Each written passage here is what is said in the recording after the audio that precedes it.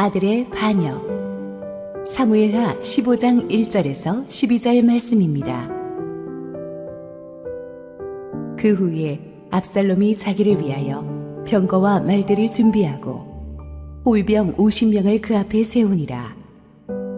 압살롬이 일찍이 일어나 성문 길 곁에 서서 어떤 사람이든지 송사가 있어 왕에게 재판을 청하러 올 때에 그 사람을 불러 이르되 너는 어느 성읍 사람이냐 하니 그 사람의 대답이 종은 이스라엘 아모 지파에 속하였나이다 하면 압살롬이 그에게 이르기를 보라 내 일이 옳고 바르다마는 내 송사를 들을 사람을 왕께서 세우지 아니하셨다 하고 또 압살롬이 이르기를 내가 이 땅에서 지판관이 되고 누구든지 송사나 재판할 일이 있어 내게로 오는 자에게 내가 정의 베풀기를 원하노라 하고 사람이 가까이 와서 그에게 절하려 하면 압살롬이 손을 펴서 그 사람을 붙들고 그에게 입을 맞추니 이스라엘 무리 중에 왕께 재판을 청하러 오는 자들마다 압살롬의 행함이 이와 같아서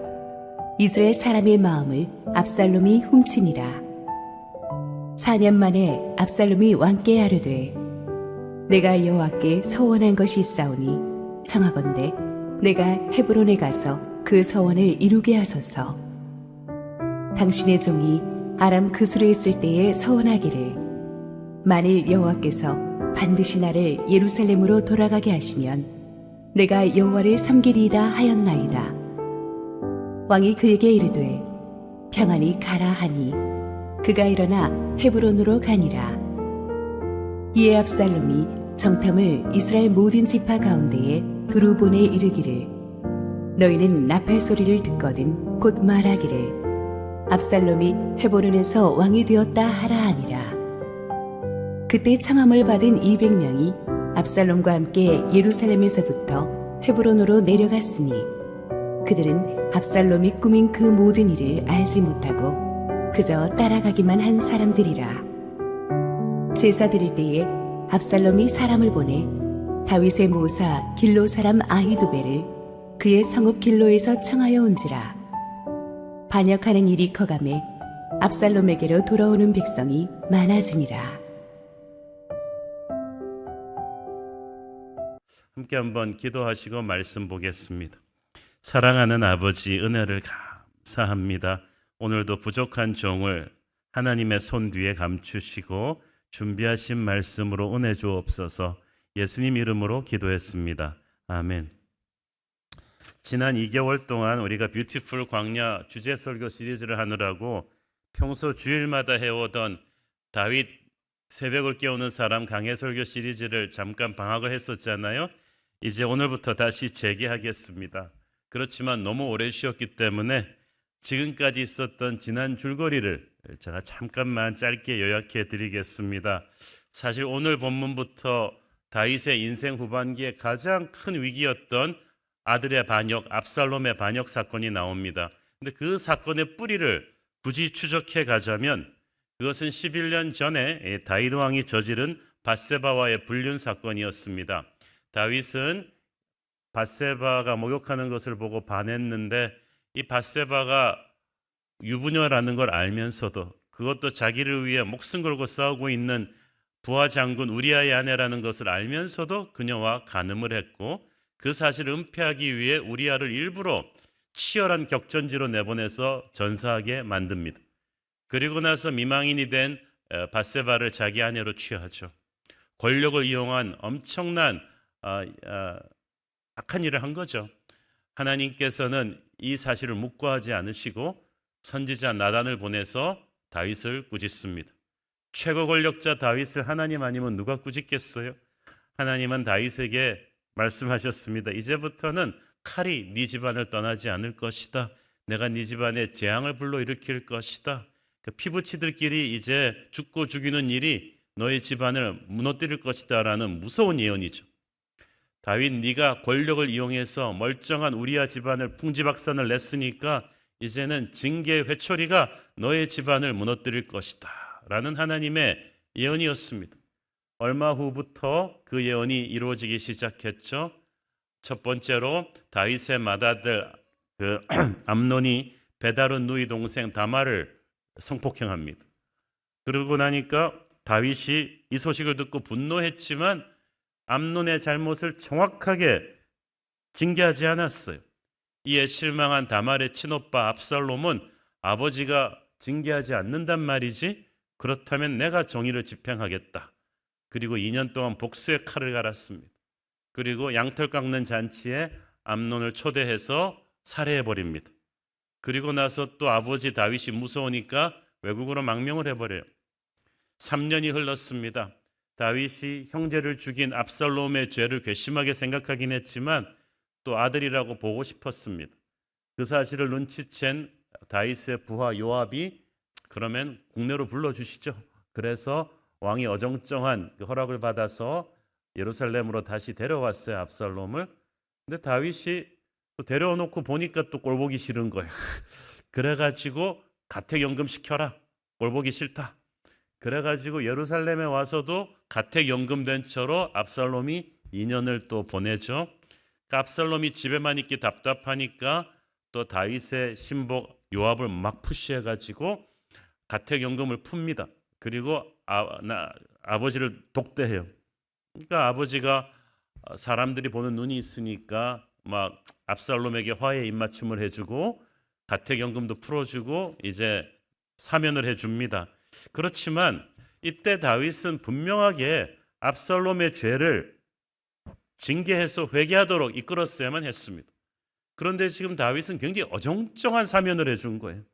완전히 용서한 것도 아니지만 확실하게 징계도 안 하는 영적인 회색 지대에서 어정쩡하게 압살롬을 사면해 놓으니까 사면받은 압살롬도 아버지에 대한 고마움은 별로 없었어요. 자, 영적인 회색 지대에 자신을 두면 우리가 소중한 시간을 낭비한다고 했죠. 압살롬이 처음 암논에게 복수를 준비하던 2년, 암논을 죽이고 돌아와서 망명생활하던 3년, 그리고 돌아와서 가택연금 당한 2년, 도합 7년이라는 세월을 다윗은 사실 그 기간 동안에 이 문제를 영적으로 바로잡을 수 있었어요. 그런데 징계도 안 하고 확실한 용서도 안 하는 이런 어정쩡한 상황으로 이 시간을 낭비했어요. 그동안의 압살롬의 마음은 완악해졌습니다. 그리고 마귀에게 휘어잡히고 말았어요. 우리가 그래서 타이밍에 맞추는 때에 맞는 징계와 용서와 회개가 정확하게 이루어져야지 문제가 영적으로 해결이 돼요. 그렇게 해결이 되지 않으니까 마귀가 이제 여기에 역사하기 시작한 것이고 엄청난 비극이 시작되죠. 압살롬은 반역을 결심하고 이제 그 준비로서 백성들의 마음을 훔치기로 결단합니다. 사무엘하 14장 25절 26절 온 이스라엘 가운데에서 압살롬같이 아름다움으로 크게 칭찬받는 자가 없었으니 그는 발바닥부터 정수리까지 흠이 없음이라. 그의 머리털이 무거움으로 연말마다 깎았으며 그의 머리털을 깎을 때 그것을 달아본즉 그의 머리털이 왕의 저울로 200세겔이었더라. 압살롬은 출중한 외모, 특히 아름답고 풍성한 머리털로 백성들의 사랑을 받고 있었던 것 같아요. 히브리인들에게 있어서 머리털은 그 사람의 힘과 기백을 상징합니다. 매년 그 머리털 깎은 무게만 200세겔, 2kg이 넘었어요. 그래서 제가 보기에 압살롬은 그 당시 남자로서 지녀야 될 힘과 용맹이 뛰어난 딱 풍채만 봐도 한 세대를 풍미할 영웅호걸의 기상이 있었던 것 같습니다. 거기다가 압살롬은 젊은이답지 않게 자기의 감정을 철저하게 다스리고 때를 기다리는 냉철함도 지녔어요. 그러니까 암논을 죽이기 전에 2년 동안의 준비를 하지 않습니까? 치밀한 인물이에요. 게다가 아버지의 신복 요압을 압박해서 자기에게 쓰여진 가택연금을 풀어버리기도 하는 배짱과 지략이 있는 사람입니다. 한마디로 인간적으로 굉장히 뛰어난 리더였기 때문에 백성들 사이에서는 다윗 왕의 후계자로 저 정도면 손색이 없지 않겠는가라는 소문이 은근히 퍼져 있었어요. 그리고 압살롬은 자기에게 주어진 그 힘을 나쁘게 사용해서 쿠데타를 준비하죠. 1절 읽습니다. 그 후에 압살롬이 자기를 위하여 병거와 말들을 준비하고 호위병 50명을 그 앞에 세우니라. 자, 그 당시 왕들이 자기 위용을 과시하기 위해서 곧잘 하는 일이 병거를 타고 50명의 호위병을 동반하는 거였어. 그런데 문제는 압살롬은 왕이 아니잖아요. 그런데 왜 이런 짓을 할까요? 압살롬은 사람들로 하여금 자기의 영웅적인 풍채와 이 왕이 하는 에스코트를 동반함으로써 간접적으로 차기 이스라엘의 대권 주자가 자기임을 암시하고자 했던 거죠. 우리는 여기서 압살롬의 일그러진 인간성을 목도하게 됩니다. 엄연히 아버지 다윗이 살아있는데 왕이 되고자 하는 오만한 마음을 품고 이제 힘으로 왕위를 찬탈하려는 음모를 꾸미기 시작했습니다. 2절 3절 읽습니다. 압살롬이 일찍이 일어나 성문길 곁에 서서 어떤 사람이든지 송사가 있어 왕에게 재판을 청하러 올 때에 그 사람을 불러 이르되 너는 어느 성읍 사람이냐 하니 그 사람의 대답이 종은 이스라엘 아무 지파에 속하였나이다 하면 압살롬이 그에게 이르기를 보라 네 일이 옳고 바르다마는 네 송사를 들을 사람을 왕께서 세우지 아니하셨다 하고. 자, 여기서 성읍은 단순히 예루살렘으로 들어오는 출입구가 아닙니다. 그 당시 성문에서는 법 재판이 일어났어요. 왕이 임명한 장로나 재판관들이 정치, 경제, 사회, 교육 전반에 걸쳐서 백성들이 소송거리를 갖고 오면 거기서 시비를 분별해 주었습니다. 근데 압살롬이 교활하게도 그 성문 앞에 지키고 서 있다가 왕이 임명한 재판관들에게 도달하기도 전에 백성들의 민원을 자기가 대신 상담해 준 거예요. 그런데 사실 왕이나 왕자가 직접 이렇게 해주는 경우가 거의 없었기 때문에 백성들은 너무 황송했어요. 그것도 뛰어난 외모로 인기 최고인 압살롬 왕자가 다정한 목소리로 자기 같은 아랫사람들은 감히 보지도 못하는 왕자가 가까이 다가와서 이름이 누구냐, 어디 사람이냐, 어떤 민원이냐고 다 얘기를 들어주니까 황송해가지고 백성이 막 얘기를 하면 압살롬은 백성의 사정을 들은 뒤에 네 말이 옳구나. 네가 억울하고 힘이 없어서 당했구나. 어떡하겠니? 나라가 이래서 되겠느냐? 이게 나라냐? 그러면서 이 백성들의 마음을 위로해 주다가 덧붙여서 이렇게 말합니다. 네 송사를 들을 사람을 왕께서 세우지 않았다. 그 말은 무슨 말입니까? 아버지 다윗 왕이 재판관을 사법 시스템을 제대로 안 갖춰줘가지고 너같이 힘없는 서민들이 이렇게 억울한 일을 당하는 거다. 왕은 너무 바쁘신 것 같다. 아마 다윗이 나이도 많고 몸도 안 좋아서 여러 가지 국정을 직접 못 챙기고 부하 재판관들을 시켜서 이 일을 다 처리했겠죠. 다 그렇게 하는데 압살롬이 갑자기 그것을 굉장히 나쁘게 말하기 시작했어요. 그러면서 때를 놓치지 않고 자기를 대안으로 내세웁니다. 4절 읽습니다. 또 압살롬이 이르기를 내가 이 땅에서 재판관이 되고 누구든지 송사나 재판할 일이 있어 내게로 오는 자에게 내가 정의 베풀기를 원하노라 하고. 내가 내게로 오라. 내가 정의를 베풀 것이다. 압살롬은 뛰어난 인물이지만 철저한 인본주의자예요. 내가 구세주가 되겠다. 내가 문제를 해결해 주겠다. 다윗은 신본주의자잖아요. 하나님이 하실 것이다. 근데 압살롬은 자기가 다 해결하겠다는 거예요. 내가 왕이 되면 억울하고 힘없는 백성들을 위한 따뜻한 정치를 하겠다. 안 그래도 인기 좋은 왕자가 이렇게 힘없는 백성들의 입장에서 따뜻하게 말해주니까 순진한 백성들은 거기에 깜빡 속아 넘어갑니다. 그런데 압살롬의 이 교활함은 거기서 한 수 더 떨었죠. 5절 6절 봅니다.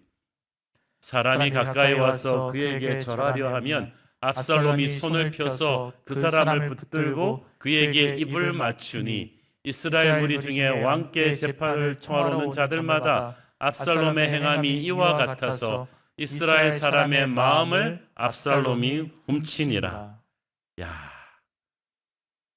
대선에 나가려면 이 정도 제스처는 해야 되는 것 같아요. 제가 한번 그 클린턴과 리셉션 파티에 참석했던 분 이야기를 들었는데 클린턴 대통령이 사람 마음 휘어잡는 데는 대가래요. 그렇게 클린턴 욕하던 사람도 그 사람을 라이브로 만나고 나면 한 50%는 다 돌아섰는데 그 중에 하나가 클린턴의 악수법이랍니다. 클린턴은 그냥 악수하는 게 아니라 사람 팔꿈치를 왼손으로 딱 잡고 오른손을 굽히면서 하면은 이게 어떻게 되냐면 거의 사람을 끌어안는 제스처가 돼요. 그리고 눈을 딱 마주 보면서 하면 그냥 사람이 그냥 마음이 따뜻하게 녹아버리는 거지. 특히 이렇게 소수민족들, 힘없고 가난한 사람들 악수할 때는 100% 전부 다 클린턴 편이 돼버린다는 거예요. 제가 우리나라 대선 주자들한테 그걸 가르쳐 주려다가 근데 압살롬이 그랬다는 게 그 당시요 신분의 격차가 심해가지고요 왕이나 왕족이 지나가면은 바라보지도 못하고 절을 해야 돼요. 가까이 가지도 못하는데 그래갖고 압살롬이 자기 이야기 들어준 것만도 고마워서 엎드리는데 압살롬이 와가지고 손을 잡고 볼에다가 샬롬의 키스를 해주는 것은 나와 너는 친구다 형제다 그 제스처예요. 야 그날 이 백성은 꼬박 가는 거예요. 와 이 왕자님이 나를 형제로 대우해 주는구나. 나는 왕자님을 위해서 죽겠어. 이거를 4년 동안 했다는 거 아닙니까? 매일 이 민원나 오는 사람들 옆에 딱 서 있다가 저 서초구청 앞에 서 있다가 그냥 매일 하루에 100명씩만 해도 1년에 365일 곱하기 3원은요 이스라엘 전역에 수만 명이 압살롬의 팬들이 되는 거예요. 기가 막힌 인물입니다. 6절 끝에 보면 압살롬의 행함이 이와 같아서 이스라엘 사람의 마음을 훔쳤더라고 했죠. 이 훔쳤다는 히브리어는 은밀한 술책으로 사람들을 자기 편으로 끌어들였다는 뜻이죠. 달콤한 말로 백성들과 다윗 왕의 관계에 틈을 내고 그들을 미혹해서 자기 편으로 끌어들이는 이 압살롬의 아주 절묘한 처세술은 어디서 많이 본 것 같지 않습니까? 오늘도 항상 교묘한 말로 성도들의 마음을 현혹시켜서 우리 하나님으로부터 멀어지게 하는 마귀의 모습과 그대로 닮았습니다. 에덴 동산에서 하나님과 교제하며 잘 살고 있는 아담과 이브한테 와가지고 야, 이 선악과만 먹으면 너는 하나님같이 될 텐데 참 하늘아버지도 심술이 많으셔. 이 말 한마디로 아담과 이브를 무너뜨렸잖아요. 그 마귀의 음성이 압살롬의 음성처럼 우리를 지금도 유혹하고 있습니다. 특히 힘들고 어려운 백성들의 민원을 들어주던 압살롬처럼 우리가 힘들고 어려울 때 우리가 듣고 싶은 말을 하나님의 음성으로 가장해서 속삭이는 누군가가 있다는 거예요. 야, 하나님은 너무 크시고 바쁘신 분이셔서 네 문제에 대해서 현실적으로 해결해 주는 게 없잖아. 내 손을 잡아. 그게 현실적인 해결 방법이야. 그리고 거기에 우리가 고개를 끄덕일 때 낚이는 거죠. 힘든 때일수록 여러분 듣고 싶은 말이 아니라 들어야 될 말을 들어야 됩니다. 그러니까 우리가 하나님의 음성이라고 착각하는 많은 말들이 이게 하나님의 음성이었으면 하는 우리의 바람이었어요. 마귀는 정확하게 그 말을 우리한테 해준 것뿐이에요. 그러므로 여러분 힘들 때일수록 하나님의 음성을 분별하셔야 돼요. 말씀 충만, 성령 충만해야 돼요. 분별하지 못하면 압살롬에게 기만당했던 백성들처럼 우리도 마귀에게 기만당할 수 있다는 거죠. 그렇게 4년이 흘렀습니다. 압살롬은 계속해서 이런 식으로 반역 세력을 규합하고 힘을 키워갔습니다. 마침내 정권을 찬탈할 정도의 세력이 되었다고 판단되었을 때 아버지 다윗 왕을 찾아갔죠. 7절 9절 읽습니다. 4년 만에 압살롬이 왕께 아뢰되 내가 여호와께 소원한 것이 있사오니 청하건대 내가 헤브론에 가서 그 소원을 이루게 하소서. 당신의 종이 아람 그슬에 있을 때에 소원하기를 만일 여호와께서 반드시 나를 예루살렘으로 돌아가게 하시면 내가 여호와를 섬기리이다 하였나이다. 왕이 그에게 이르되 평안히 가라 하니 그가 일어나 헤브론으로 가니라. 정말 압살롬 나쁜 사람이에요. 하나님께 예배드리겠다고 하나님의 이름을 팔아서 아버지한테 거짓말을 합니다. 헤브론에 가서 예배하겠다. 여러분 헤브론이 어떤 곳입니까? 이스라엘 사람들에게 있어서 헤브론이라는 이름은 영적인 고향 같은 곳이 믿음의 조상 아브라함의 땅이요, 저 담대한 믿음의 사람 갈렙의 땅이요, 무엇보다 다윗이 처음 왕으로 기름받고 부심받고 7년 반 동안 유다의 왕으로 터전을 닦았던 곳입니다. 그런데 압살롬이 그곳에 가서 하나님께 예배드리겠다고 하니까 다윗은 너무나 순수하게 받아들이고 축복했어요. 압살롬은 속내가 딴 데 가 있었죠. 유대 민족의 영적 고향인 헤브론에서 반역을 시작함으로써 자신이야말로 믿음의 조상 아브라함과 갈렙과 다윗의 뒤를 잇는 새 시대의 왕이라는 명분을 쌓으려고 했던 거죠. 10절 읽습니다. 이 압살롬이 정탐을 이스라엘 모든 지파 가운데 두루 보내 이르기를 너희는 나팔 소리를 듣거든 곧 말하기를 압살롬이 헤브론에서 왕이 되었다 하라 하니라. 이건 또 기가 막힌 방송 언론을 장악한 이 심리전이 반란 계시와 맞추어서 이스라엘 12지파로 보낸 정탐꾼들이 동시에 메시지를 터뜨려라. 왕권이 압살롬에게 넘어간 것처럼 메시지를 뿌리라는 거죠. 요즘으로 말하면 SNS나 유튜브, 증권가, 찌라시 한꺼번에 뉴스를 뿌리는 거예요. 그 당시는 거리가 뚝뚝 떨어져 있기 때문에 사실 여부를 확인할 길도 없이 민심은 압살롬에게로 돌아설 것이라는 걸 이용한 거죠. 정말 압살롬은 치밀한 인물이었어요.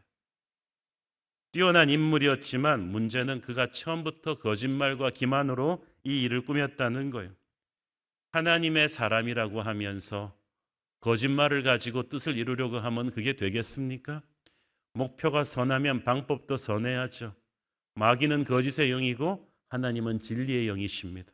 그러므로 여러분이 아무리 뛰어난 능력과 좋은 의도사를 갖고 있다고 해도 거짓을 말하면 여러분은 그 순간 하나님의 적이 되고 마귀의 부하가 되는 거예요. 어리석은 압살롬이 그것을 알지 못했습니다.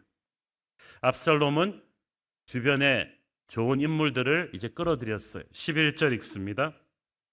그때 청함을 받은 200명이 압살롬과 함께 예루살렘에서부터 헤브론으로 내려갔으니 그들은 압살롬이 꾸민 그 모든 일을 알지 못하고 그저 따라가기만 한 사람들이라. 그저 따라가기만 한 사람들이 참 문제입니다.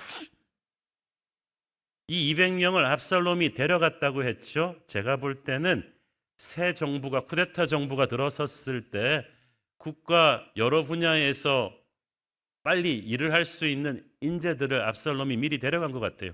200명의 엘리트 관료들을. 그렇지만 기밀 유지를 위해서 자기의 메인 계획은 말해주지 않았죠.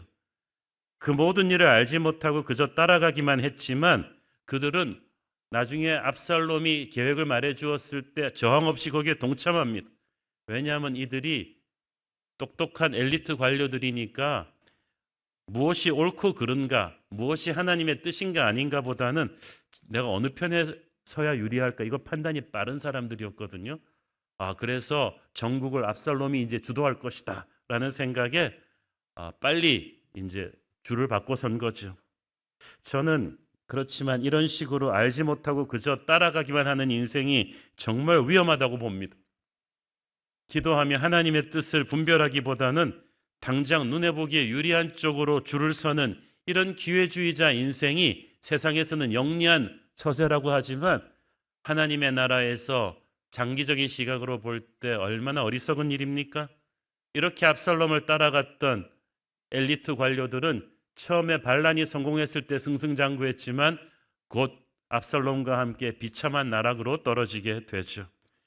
여러분, 실력이 아무리 좋아도 영적 분별력이 없으면 무슨 소용이 있겠습니까?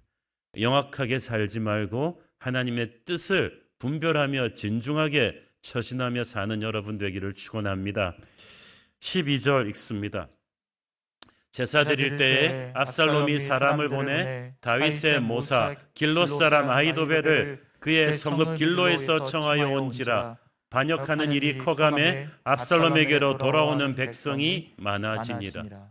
아히도벨이 누구이가 한데 그를 데려오면서부터 반역의 규모가 확 커지면서 압살롬에게로 돌아오는 백성이 많아졌다는 말이 나올까요?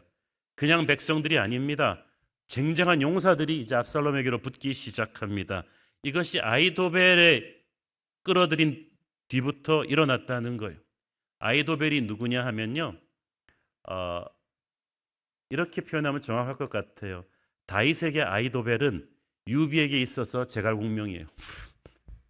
수십 년의 전쟁에서 다윗의 모든 전략을 다 꿰고 있는, 다윗의 군대 허와시를 다 꿰뚫고 있는, 모두가 존경하는 군의 원로요 핵심 브레인이었던 거예요.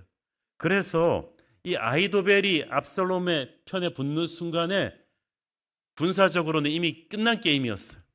그래서 우리 다음 주에 보면 나오지만 아히도벨의 지략은 하나님의 지혜와 다름이 없을 정도로 뛰어났고, 그가 지휘하는 반란군의 일사불란한 공격으로 다윗은 저항 한번 못 해보고 예루살렘을 내어주고 후퇴를 했으면 했습니다. 이런 뛰어난 참모 아히도벨이 왜 다윗을 배신했겠습니까? 사무엘하 11장 23장의 인물 정보들을 보면 이 아히도벨이 누구냐 하면 다윗이 불륜을 저지른 밧세바의 할아버지예요. 성경은 좀 알고 보면 굉장히 재미지 않습니까? 사극보다 훨씬 재밌는 것 같아요. 아히도벨의 입장에서 보면 정말 충직했던 손주 사위 우리아를 음모로 죽이고 손녀딸을 아내로 취한 죽은 다윗에 대한 실망과 분노가 굉장히 컸을 것입니다. 그리고 그 실망과 분노를 교활한 압살롬은 미리 알고 이 아히도벨에게 공을 들였겠죠. 그리고 결정적인 순간에 반란의 깃발이 올라가자 아히도벨은 다윗을 떠나 압살롬의 군대를 지휘하게 됩니다. 그래서 다윗은 아히도벨이 저쪽에 붙었다는 사실을 감지한 순간에 이 사건이 자기가 저질렀던 밧세바 사건과 무관하지 않다는 것을 알았을 거예요. 그러나 아히도벨은 그 뛰어난 능력에 가지고도 복수심에 사로잡혀 마음이 하나님을 떠났습니다. 그래서 그 능력을 잘못 사용했기 때문에 그는 결코 성공하지 못했어요. 성경의 역사에 보면 뛰어난 능력이 문제가 아니라 어떤 마음으로 하나님 앞에 서 있는가가 문제예요. 아히도벨뿐 아니라 압살롬도 그렇습니다. 너무 능력이 많아요. 자신감이 지나쳤던 게 문제였던 것 같아요. 그래서 오늘 아히도벨도 그렇고 압살롬의 이 쿠데타 준비 과정을 쫙 보면 한 번도 하나님 앞에 기도했다거나 하나님의 뜻을 구하는 적이 한 번도 없죠. 다른 모든 준비는 완벽했는데, 이게 인간적으로 잘난 압살롬이나 아히도벨 같은 사람의 전형적인 문제죠. 너무 자신감이 충만해서 그 영혼 속에 하나님이 거하실 틈이 없어요. 아쉬운 게 없어요. 이것이 바로 압살롬과 다윗의 차이점이었어요. 잠언에 보면 사람이 마음으로 자기의 길을 계획할지라도, 인간적인 준비를 아무리 철저히 할지라도 그 걸음을 인도하시는 이는 일의 결론을 내시는 분은 여호와시라고 했어요. 압살롬은 그 철저한 준비가 하나님 앞에서는 아무것도 아니라는 것을 생각하지 못했습니다. 오늘의 본문을 보면 이게 실패할 수가 없는 쿠데타 아닙니까? 군사적인 준비, 민심 장악하는 능력, 아버지 다윗을 속이는 명분 만들기, 언론 플레이, 모든 변수를 하나하나 다 고려해서 압살롬은 4년 동안 완벽한 쿠데타 마스터 플랜을 준비했는데 가장 중요한 거 하나만 빠뜨렸어. 하나님의 인도하심이었죠. 그리고 그게 승부를 갈랐습니다. 반대로 아버지 다윗은 늙고 참 여러 가지로 마음이 힘든 다윗은 이 모든 면에서 영악한 아들 압살롬에게 허를 찔려고 기선을 제압당했지만 하나님의 손 하나만은 굳게 붙잡고 있었어요. 그것이 이 둘의 운명을 가름하게 되는 거예요. 저는 오늘 본문 보면서 먼저 그 나라와 그 의를 구하라, 그리하면 다른 모든 것을 네게 더하시리라, 이것이 다윗의 인생 테마 구절이었다면 압살롬은 그 거꾸로인 것 같아요. 다른 모든 것을 가진 자요, 그래서 먼저 그 나라와 그 의를 구하지 않은 자는 망할 것이다. 이게 압살롬 아닙니까? 유류상종이라고 압살롬 주위에는 압살롬 같은 부하들만 모였어요.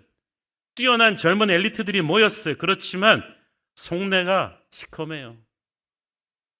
하나님의 뜻을 이루는 것이 아니라 출세할 황금의 동아줄로 압살롬을 생각한 거죠. 그들은 압살롬에게서 하나님의 임재를 본 것이 아니라 인간적인 카리스마에 매료돼서 자기 성공의 디딤돌로 본 거예요. 그러니까 압살롬과 부하들은 서로가 서로를 이용하는 거예요. 그죠? 여러분 주변에 있는 사람들은 어떤가요? 똑똑한 사람들이 많나요? 아니면 거룩한 사람들이 많나요? 그것이 우리가 어떤 사람인가를 보여주죠. 조건을 보고 몰려든 사람들은 쉽게 몰려든 만큼 쉽게 우리를 떠날 것입니다.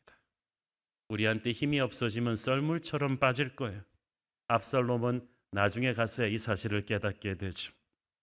지난 주간에 새 대통령이 당선되었습니다.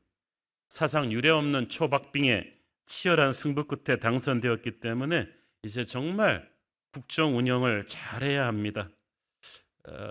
저는 그분의 측근 정치인 한 분과 크리스찬 아주 믿음이 좋은 분과 며칠 전에 전화 통화를 하면서 딱 그거를 당부했습니다. 지금이야말로 의원님이 요셉의 리더십으로 대통령과 함께 이 나라를 잘 이끌어줘야 된다.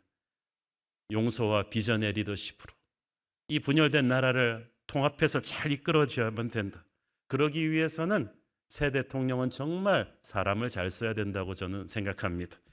압살롬의 무리들처럼 능력은 많아도 거짓되고 약삭바른 기회주의자들로 참모진을 꾸린다면 그 결과는 불행할 것입니다. 정직하고 선한 사람들을 옆에 두고 잘 중용해서 나라를 새롭게 이끌어줄 수 있도록 저와 여러분이 새 정부를 위해서 열심히 기도해 줘야 될 줄로 믿습니다. 저는 오늘의 본문을 살펴보면서 압살롬에게서 보는 세상적인 군주와 다윗에게서 보는 하나님의 왕의 차이를 참 봅니다. 저는 이번 주 본문 묵상하면서 한 가지 제 뇌리에서 사라지지 않은 의문이 있다면 압살롬이 무려 4년의 기간 동안에 예루살렘에 있으면서 그렇게 반역을 철저하게 준비했는데 어떻게 이게 다윗의 정보망에 안 걸렸지? 이게 이상하지 않습니까? 아니 자기가 왕도 아니면서 이 호위병들이랑 마차를 몰고 다니는 것만으로도 뉴스에 날 일인데 성문 앞에 서가지고 지방에서 올라오는 모든 백성들의 민원 처리를 왕 대신 다 해주고 4년을 보냈는데 이걸 다윗 왕의 정보망에 안 걸렸다는 게 이게 말이 돼요? 그리고 다윗 왕의 군사 정보 조직이 그렇게 느슨한 조직이 아닙니다. 우리가 알잖아요. 부하 한 명 한 명이 정말 골리앗 때려잡는 맹장들인데다가 군대는 충성심이 대단했고 그리고 강요들도 아주 엘리트들이 많은 이 하나님의 나라 정부에서 다윗이 조금만 의심의 눈으로 봤다면 압살롬의 반역 준비는 일찌감치 정보망에 잡혀서 그대로 조기 진압할 수 있었을 거예요. 어떻게 다윗이 이렇게 모르고 당할 수 있을까? 이 문제에 대해서 저는 좀 곰곰이 기도하며 묵상해 보다가 두 가지 결론에 도달했습니다. 첫째, 다윗은 전임자 사울이나 아들 압살롬과는 통치 철학이 달랐다. 인생관이 달랐다는 거예요. 어떤 시스템도 그 리더가 어떤 인생관, 통치 철학을 가지고 있는가에 따라서 악하게 쓰일 수도 있고 선하게 쓰일 수도 있어요. 다윗은 그 수많은 군대 조직과 정보 조직을 자기를 지키기 위해서 가동하지 않았어요. 백성들을 감시하고 통제하는 요주의 인물들을 견제하는 세상 군주들이 하는 공포 정치를 하지 않았다는 거예요. 그것은 사울의 길이었어요. 근데 다윗은 그런 군주가 되기를 거부했습니다. 전에는 다윗도 한번 그래 본 적이 있어요. 그게 밧세바 사건이잖아요. 권력의 힘으로 비겁한 모략을 쓰고 진실을 은폐하고 거짓된 방법으로 욕심을 이루려 한 적이 있었는데 하나님께서 그걸 가만두지 않으셨잖아요. 다윗을 얼마나 무섭게 징계하셨습니까? 그때 다윗은 깨달았어요. 아, 내가 정말 하나님의 사람이 맞구나. 나는 세상 왕과 똑같은 방법으로 통치하면 안 되는구나. 그리고 그렇지 않게 하기로 결심한 것 같아요. 이게 다윗의 위대한 점이에요. 누구든지 실수할 수 있어요. 그러나 실패로부터 배워야죠. 아, 이제 나는 하나님의 왕으로 살 거야. 거짓되고 비열한 정치를 하지 않겠어. 둘째로 그런 맥락에서 다윗은 이 부하들을, 백성들을 의심의 눈으로 바라보지 않았습니다. 최고 권력자가 이러기 정말 어렵습니다. 권력은 부자지간에도 나누지 못한다는 말이 있죠. 마키아벨리가 군주론에서 그런 글을 썼어요. 군주는 백성들의 사랑과 존경의 대상이 되는 것보다 두려움의 대상이 되는 것이 더 안전하다. 그래서 항상 반역의 기미가 보이면은 한 명씩 샘플로 무자비하게 처벌을 하라는 거죠. 그래야 군주의 권력에 도전하지 못한다. 이 마키아벨리의 군주론이 얼마나 많은 세상 군주가 그런 식으로 삽니까? 옛날 한 영화에서 제가 이 장면이 기억이 나요. 군주가 자기의 뒤를 이을 아들, 황태자죠. 아들한테 인생 조언을 이렇게 하더라고요. 내가 이때까지 이 자리에 있는 거는 아무도 믿지 않기 때문이다. 사실은 너도 나는 잘 안 믿는다. 그러므로 너도 나중에 나처럼 해야 왕의 자리를 지킬 수 있을 것이다. 영화에서는 중저음 대사로 아주 멋있게 했는데요. 저는 그걸 보면서 속으로 혀를 찼습니다. 그게 뭐냐? 그렇게 살고 싶은가? 그렇게 아들까지 의심하고 견제하면서 지키는 왕좌의 자리가 행복한가? 이게 어디 사람 사는 것인가? 북한에서 탈북해온 분들의 이야기를 들으면 북한 공산주의 사회가 딱 그렇다는 거예요. 치밀하게 가족과 이웃들끼리 서로 감시하고 고발하게 만들고 항상 의심하고 견제합니다. 그렇기 때문에 그 누구도 사랑할 수 없고 마음이 불안하고 초조합니다. 그것이 북한 공산주의 사회가 세상 권력이 마귀가 권세를 유지하는 방법이에요. 그런데 우리도 하나님 안 믿으면 그렇게 된다는 거예요. 근데 다윗은 그렇게 살기를 거부했어요. 사실 의심의 눈으로 보기 시작했다면 압살롬이야말로 요주의 인물 1호 아닙니까? 다윗의 젊은 시절을 연상케 하는 뛰어난 외모와 지략과 카리스마, 치밀한 복수극으로 이복 형제를 죽일 정도로 잔혹하고 대담하죠. 아버지에 대한 감정도 안 좋았죠.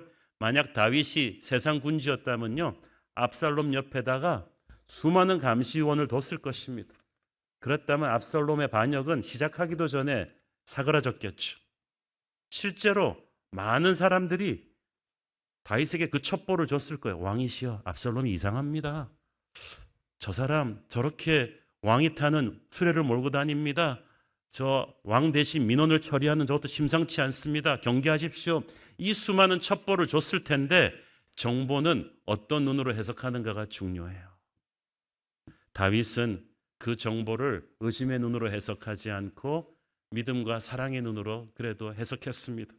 압살롬을 건드리지 않은 것은 끝까지 압살롬의 선한 면을 믿어주었기 때문입니다. 왜? 다윗은 예수의 영을 가진 사람이니까. 여러분, 예수님께서 유다의 배신을 몰랐겠습니까? 일찌감치 하셨으면서도 끝까지 기다려 주셨어요. 유다뿐 아니라 나중에 11 제자도 다 겟세마네에서 예수님 버리고 도망갔잖아요.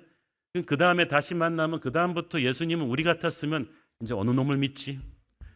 예수님의 눈에 보기에 모두가 포텐셜 압살롬이, 모두가 다 잠재적인 압살롬인 거예요. 이제부터 12 제자 모일 때 다락방에다 도청장치를 달아야 되나? 이것들을 어떻게 믿지? 그렇게 의심의 눈으로 대하지 않으셨잖아요. 네가 나를 사랑하느냐? 내 양을 먹이라.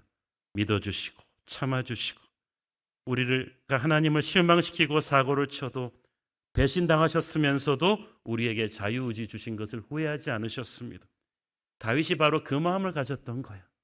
악한 압살롬을 끝까지 똑같이 악하게 다루지 않은 다윗은 예수님을 닮은 선한 능력의 지도자였습니다. 압살롬은 능력이 있었지만 악한 능력이었고 다윗은 선한 능력이었어요. 그런 지도자는 악하고 교활한 압살롬에게 질 것 같지만 마지막 승리는 다윗의 것이었잖아요. 우리도 세상 살면서 아무리 압살롬 같은 사람에게 상처받는다 할지라도 여러분 같은 방법으로 보복하지 마십시오. 그러면 우리도 같은 사람이 되는 거예요. 다윗은 사울과 압살롬에게 당했지만 그들과 똑같은 인간이 되기를 거부했습니다. 우리는 악으로 악을 이기는 것이 아니라 선으로 악을 이겨야 합니다. 의심하지 말고 믿어주어야 하고요. 보복하지 말고 용서해야 하고요. 거짓으로 뜻을 이루지 말고 끝까지 진리를 말해야 돼요. 사랑으로 이기고 기도로 이겨야죠. 다윗이 그러했고 예수님이 그러했습니다. 예수님을 믿는 우리들은 그냥 능력이 아니라 선한 능력으로 승리해야만 합니다. 혹자는 이렇게 말할 수 있습니다. 아유, 그러다가 영악한 압살롬 같은 인간들에게 항상 당할 것 같은데요? 다윗이 당했나요? 당했지만 승리는 다윗의 것이었습니다. 압살롬 같은 인간들은 교활하지만 하나님의 지혜는 그 위에 있습니다. 최후의 승리는 다윗의 길을 가는 저와 여러분의 것입니다. 그러므로 여러분, 선으로 악을 이기는 다윗 같은, 예수님 같은 그런 삶을 살기를 축원합니다. 기도하십시다. 주님, 은혜를 감사합니다. 주님, 아들의 반역은 무섭도록 치밀하고 놀라웠습니다. 그러나 하나님의 사람 다윗은 오직 하나님의 손을 꼭 붙잡고 있었기에 선한 능력으로 최후의 승리를 할 수 있었습니다. 험한 세상 속에서 우리 사방이 압살롬 같은 사람들 투성입니다. 그러나 우리는 하나님의 선한 능력이 최후의 승리임을 믿습니다. 우리를 붙들어 주옵소서. 예수님 이름으로 기도했습니다. 아멘.